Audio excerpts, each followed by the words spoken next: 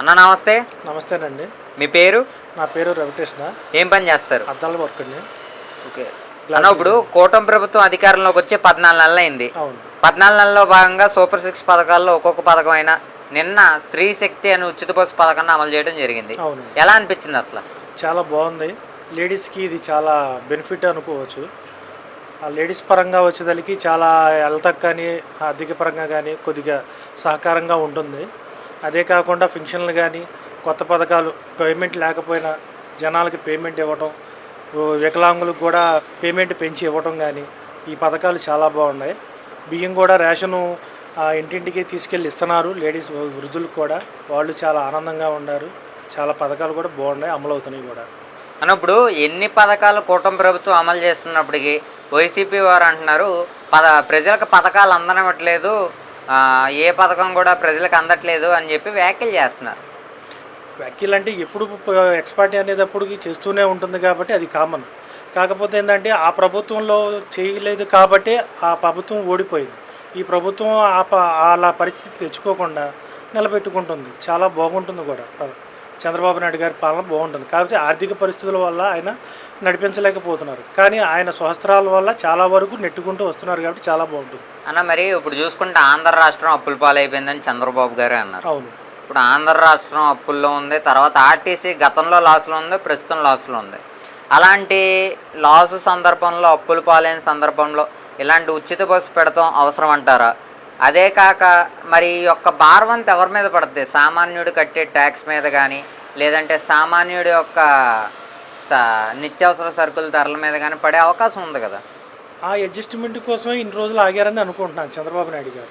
ఎందుకంటే ఇప్పుడు మనకి రియల్ ఎస్టేట్ ఇండస్ట్రీస్లో కొన్ని కంపెనీల కోసం తిరగటం, తీసుకురావటం, వాటి మీద డిపెండ్ అవుతున్నారు కాబట్టి అధిక భారం పడకపోవచ్చు జనాల మీద అని అనుకుంటున్నాను.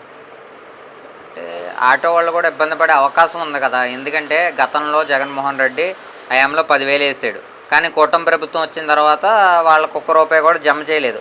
అదే కాక ఇటువంటి సందర్భంలో ఉచిత బస్సు పెడతాం వల్ల వాళ్ళ యొక్క పోషణ అనేది వాళ్ళని నమ్ముకుని ఒక 5 మంది ఉంటారు. మరి వాళ్ళ పరిస్థితి ఏంటంటారు? మరి అలాంటి ఆటో వాళ్ళకి ఏం చేస్తే బాగుంటుంది అంటారు? ఆటో వాళ్ళకి అంటే మ్యాక్సిమం సబ్సిడీ అనేది ఆటో వాళ్ళకి కూడా వస్తున్నాయి కాబట్టి మరి ఆ పథకం అనేది ఆయన ఆలోచించుకోవాలి. చాలా వరకు లోకల్లో బస్సులు చిన్న చిన్న బస్సులు కాబట్టి పెద్ద బస్సులు లేవు కాబట్టి ఆటో వాళ్ళకి అనేది ఇప్పుడు లోకల్కి వెళ్తాకి బస్సులు అనేవి రావు. విలేజెస్లోకి కానీ లోనకి వెళ్తా కానీ మ్యాక్సిమం ఆటోల మీద వెళ్తాయి. ఎవరికి దానివల్ల నష్టం లేదని అనుకుంటున్నారు. ఉంటే పెద్ద పెద్ద సిటీల్లోనే కొద్దిగా ఇబ్బంది పడతారు అన్న. ఇప్పుడు చూసుకుంటే అమరావతి రాజధాని మునిగిపోయింది అంట. మరి అమరావతి రాజధాని మునిగిపోయే స్థానంలో చంద్రబాబు గారు కట్టడాలు కడుతున్నారంటారా? మరి వాళ్ళు చేసే వ్యాఖ్యలను మనం ఏమనాలి? నిన్న మొన్న ట్రోల్స్లో చూసాం, యూట్యూబ్లో వాటిలో ఎన్నో విధాలుగా మునిగిపోయిన సందర్భాలను ఇదిలను చూపించడం జరిగింది. దానికి మీరు ఏమంటారు? ఒక రాజధాని అనేది కట్టేటప్పుడు ఒక్కొక్కళ్ళ నిర్ణయం తీసుకునేది కాదు. అది ఎంతోమంది జ్ఞానులు, ఎంతోమంది అవగాహన ఉన్నోళ్ళ పరంగానే తీసుకుంటారు. నాకు తెలిసి అయితే కనుక మరి అంత తక్కువగా మునిగిపోయేంత ఛాన్స్ అయితే ఉండదు. అంటే ఇప్పుడు వచ్చే వరదలకు కానీ వాటికి కానీ మన విజయవాడలో అన్ఎక్స్పెక్టెడ్గా జరిగిన కారణమే తప్ప విడిగా అయితే కాదు కదా. దానికి కూడా నివారణకి ఆయన చాలా వరకు ట్రై చేస్తున్నాడు రాకుండా.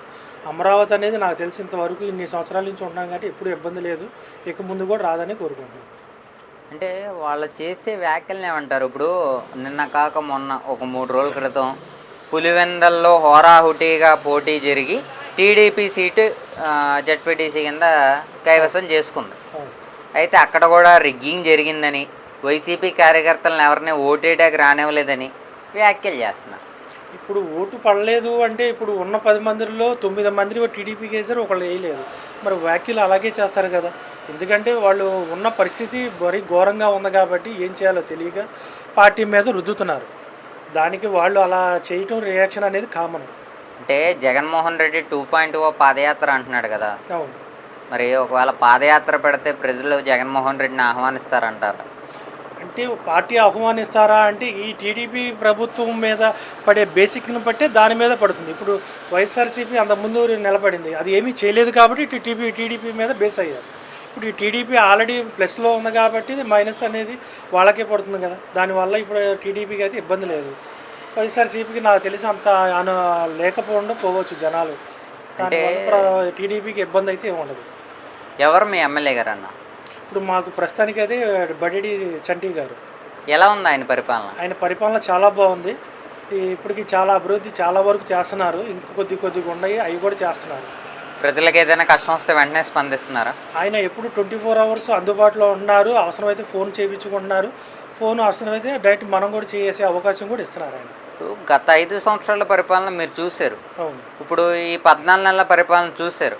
దానికి దీనికి డిఫరెన్స్ ఏంటంటారు? అసలు పరిపాలనలో ఏంటన్న తేడాలు? అప్పుడు పరిపాలనలో ఏంటంటే ఆర్థిక పరంగా షాపులకి బిజినెస్లు తగ్గిపోవడం, బాగా ఇబ్బందులు పడటం, ఒక పని మానేసి షాపులు తీసేసి ఆల్రెడీ కూలి పనులకి వెళ్తాం జరుగుతుంది. ఇప్పుడు నా పరిస్థితి కూడా అంతే. అంతకుముందు 6-7 వర్కులు ఉండేవాళ్ళు. ఇప్పుడు వచ్చేదానికి ఒక వర్కర్ నడపడానికి చాలా కష్టం అవుతుంది. ఇప్పుడే ఆర్థిక పరంగా బాగుంటుంది, ఇల్లు కట్టుకున్నారు. మా పరిస్థితులు కూడా కొద్దిగా అనుకూలంగా ఉంటుంది కాబట్టి మాకైతే తెలిసి బాగానే ఉంది. ఇప్పుడు టీడీపీ ప్రభుత్వం అయితే చాలా బాగుంది. అంటే ఎన్ని చేసినప్పటికీ ఇప్పుడు మొన్న జరిగిన ఎలక్షన్ గురించి మనం ఇప్పుడు మాట్లాడడం జరిగింది. అదే ఎలక్షన్లో భాగంగా రోజా ఇండిపెండెంట్గా నిలబడిన అభ్యర్థులకు కనీసం ఫ్యామిలీ ఓట్లు కూడా వేయరా, ఒక్క ఓటే వస్తుందా, రిగ్గింగ్ జరిగింది, మోసం జరిగింది అని రోజా వ్యాఖ్యలు చేస్తుంది. అసలు ఒక సభలో ఒక బూతులు ప్రసంగం మొదలు పెట్టిందే రోజా. ఆమె గురించి మాట్లాడుకున్న వేస్టే. మన రాజ్యాంగ ప్రకారం బహిష్కరించాలంటే ముందు ఆమెనే బహిష్కరించాలి మన దేశం నుంచి. అట్లాంటి వాళ్ళ గురించి మాట్లాడటం కూడా అనవసరం అసలు. ఈ 5 సంవత్సరాల్లో కూటమి ప్రభుత్వం అభివృద్ధి చేసే అవకాశం ఉందంటారా? అభివృద్ధి చేసి నిరుద్యోగులకు ఉద్యోగ అవకాశాలు కల్పించే అవకాశం ఉందంటారా? ఆల్రెడీ అదే పని మీద ఉంది కాబట్టి నాకు తెలిసి చదువుకున్న వాళ్ళందరికీ మ్యాక్సిమం రావచ్చు, వస్తుంది.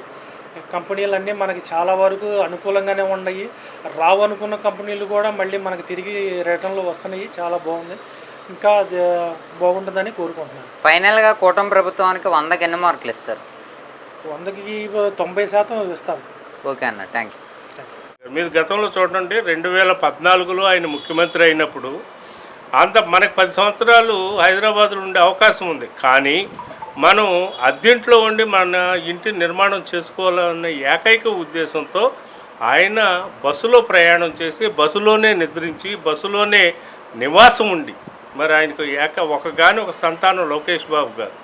ఆయనకి కుమారుడు జన్మిస్తే సహజంగా సామాన్యుని సైతం మనవడు అంటే వారసుడు పుట్టాడనే ఆనందంతో ఇంటికి వెళ్ళి ఆ ఆనందాన్ని కుటుంబ సభ్యులతో పంచుకునేటటువంటి ప్రతి వ్యక్తి పంచుకునే పరిస్థితులు ఉంటాయి. కానీ ఆయన మనవడు, వారసత్వం వీటన్నిటికంటే కూడా ఇవాళ చంటి పిల్లలాగా ఉన్నటువంటి ఈ ఆంధ్ర రాష్ట్రాన్ని, విభజన ఆంధ్ర రాష్ట్రాన్ని మనం అభివృద్ధి చేయాలంటే వీటిని బంధుత్వాలని, బంధాలని పక్కన పెట్టి ఈ రాష్ట్ర ప్రజలు నా మీద నమ్మకంతో నన్ను ఒక నూతన రాష్ట్రానికి ముఖ్యమంత్రిగా ఎన్నుకున్నారు కాబట్టి నేను సమర్థవంతమైన ముఖ్యమంత్రిగా ఉండాలనే ఉద్దేశంతో బడుగు బలహీన వర్గాలకు అనుగుణంగా అనేక పథకాలను స్థాపించడమే కాకుండా ఎవరైతే ఎస్సీ సామాజిక వర్గంలో ఇవాళ భారత రాజ్యాంగ నిర్మాత డాక్టర్ బిఆర్ అంబేద్కర్ యొక్క 125 అడుగుల ఎత్తైన విగ్రహాన్ని స్థాపించి,